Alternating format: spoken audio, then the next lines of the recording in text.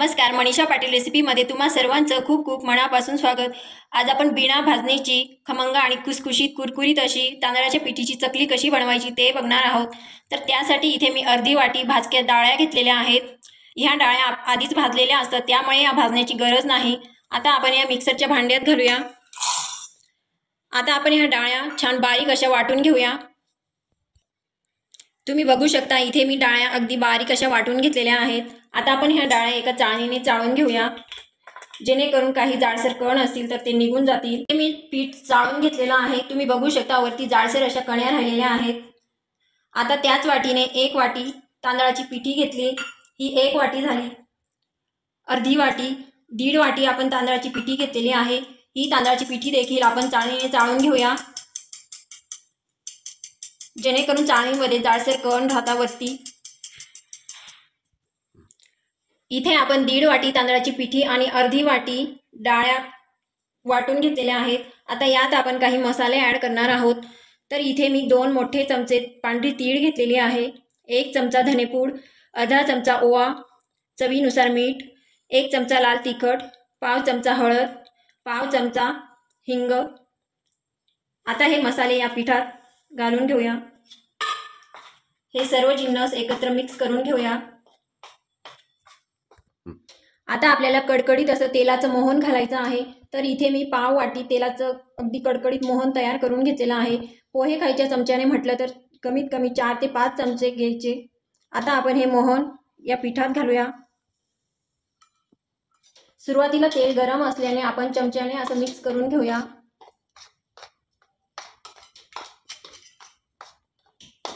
हाताला सोचवेल इतपत झाल्यावर आपण हाताने चांगलं छान मिक्स करून घेऊया। आता दोघी हातांनी छान असं मिक्स करून घ्यायचं आहे, जेणेकरून पिठाच्या प्रत्येक कणाला आपलं तेलाचं मोहन लागलं गेलं पाहिजे। तुम्ही बघू शकता या पद्धतीने आपल्याला पीठ असं चांगलं चोळून घ्यायचं आहे। तुम्ही बघू शकता इथे मी पीठ असं चांगलं चोळून घेतलेलं आहे। पीठ हातावर अशी मूठ दाबल्याने असा मुटका तयार झाला पाहिजे, जेणेकरून आपलं तेलाचं मोहन अगदी बरोबर झालेलं आहे। आता आपण थोडंसं पाणी गरम करून घेऊया। पाणी गरम म्हणजे खूप उकळतं पाणी घ्यायचं नाही, अगदी हाताला चटका बसेल इतपत गरम पाणी घ्यायचं आहे। इथे मी ज्या वाटीने आपण पीठ मोजून घेतलं त्याच वाटीने 1 वाटी पाणी घेतलेलं आहे। पाणी एकदम घालायचं नाही, सुरुवातीला थोडं थोडंच पाणी घालायचं आहे। आपल्याला घट्टसर असा गोळा मळायचा आहे, खूप घट्टही नाही आणि खूप पातळही नाही। या पद्धतीने थोडं थोडं पाणी घालत आपल्याला हा छान असा गोळा मळून घ्यायचा आहे। तुम्ही बघू शकता या पद्धतीने मी इथे चकलीचं पीठ मळून घेतलेलं आहे। तुम्ही बघू शकता जास्त पातळही नाही आणि खूप घट्टही नाही। ज्या वाटीने मी पाणी घेतलेलं होतं तर त्या वाटीमधलं पाऊण भाग पाण्याचा उरलेला आहे। आता आपण हे पीठ 10 ते 15 मिनिटं झाकून आणि रेस्टसाठी ठेवून देऊया, जेणेकरून चकलीच्या पिठाला बाइंडिंग छान येईल। इथे आपल्या चकलीचं पीठ मुरून 15 मिनिटं झालेली आहेत। पीठ छान असं मऊसूत झालेलं आहे, तुम्ही बघू शकता। आता आपण चकली बनवायचा साचा घेऊया। या साच्याला मी आतून थोडं तेल लावून घेते, जेणेकरून चकलीचं पीठ चिकटणार नाही। या पद्धतीने थोडंसं तेल लावून घेतलं की पीठ चिकटत नाही।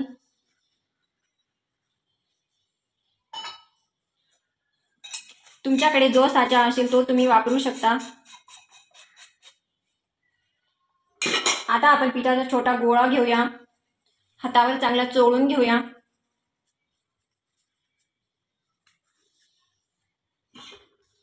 आता हा साच्यात घालून असं प्रेस करून घेऊया, जेणेकरून चकली पिळताना आपली तुटणार नाही। आता आपण चकल्या पिळून घेऊया। इथे मी चकली बनवण्यासाठी रोजच्या वापरातली डिश घेतलेली आहे, जेणेकरून चकल्या एकसारख्या येतील। तुम्ही बघू शकता खूप छान अशी काटेदार आपली चकली तयार होते, कुठेही तुटत नाही। तुम्हाला जर चकली पिळायला थोडं जड जात असेल तर थोडं गरम पाण्यात हात घालून पीठ मळून घ्यायचं आहे। चकली पिळली गेली की शेवटचा भाग असा दाबून घ्यायचा आहे, जेणेकरून चकली तेलात घातली की मोकळी होणार नाही। आता आपण दुसरी चकली बनवायला घेऊया।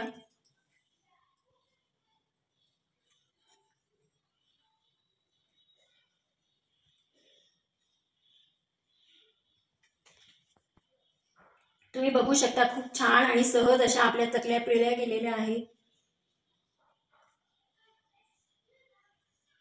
शेवटचा भाग असा प्रेस करून घ्यायचा आहे.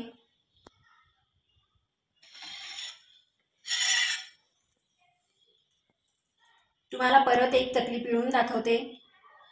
तुम्ही बघू शकता खूप छान अशा चकल्या तयार होत आहेत आणि खूप काटेदार अशी चकली तयार होते. या पद्धतीने तुम्ही नक्की ट्राय करून बघा. शेवटचा भाग असा दाबून घेतला की तेलात चकली टाकल्यावर मोकळी होत नाही. याच पद्धतीने मी सर्व चकल्या पिळून घेते. इथे आपल्या चकल्या पिळून झालेल्या आहेत. आता आपण तळायला घेऊया. इथे आपलं तेल हलकसं मध्यम गरम झालेलं आहे. तुम्हाला गरम तेलात चकली टाकायला हे होत असेल तर या पद्धतीने तुम्ही चकली टाकू शकता झाऱ्यावर घेऊन. गॅस कमी ठेवायचा आहे. सुरुवातीला चकलीवर छान असे बुडबुडे येतील. चकली लगेच हलवायची नाही. चकलीचे बुडबुडे थोडे कमी झाले की मग चकली आपल्याला उलटवायची आहे. टायमाला 2च चकल्या तळायला घालायच्या आहेत. गॅस मिडियमच ठेवायचा आहे. हाय फ्लेमवर चकली तळायची नाही, नाहीतर चकली आतून मऊ पडते, आतपर्यंत तळली जात नाही आणि कुरकुरीत होत नाही. इथे आपले चकलीचे बुडबुडे कमी झालेले आहेत. आता आपण चकली पलटी करून घेऊया.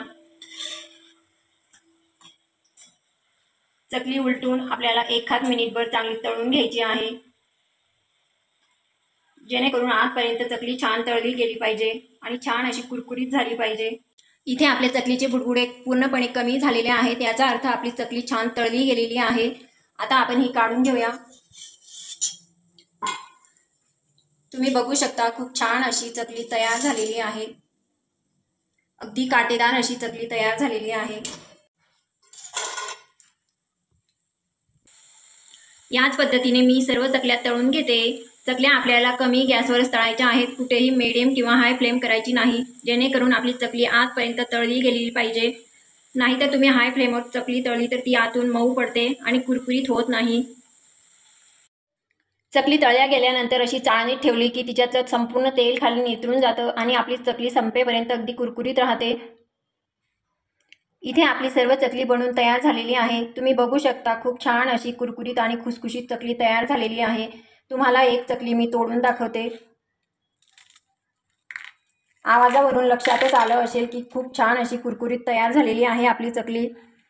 तर तुम्हाला आजची रेसिपी कशी वाटली ती कमेंट बॉक्समध्ये नक्की कळवा. व्हिडिओला लाईक करा. अशा छान छान रेसिपीजसाठी मनीषा पाटील रेसिपीला सबस्क्राईब करा. तुमच्या मित्रमैत्रिणी आणि नातेवाईकांसोबत जास्तीत जास्त शेअर करा. पुन्हा भेटूया अशाच एका छानशा रेसिपीसोबत. धन्यवाद.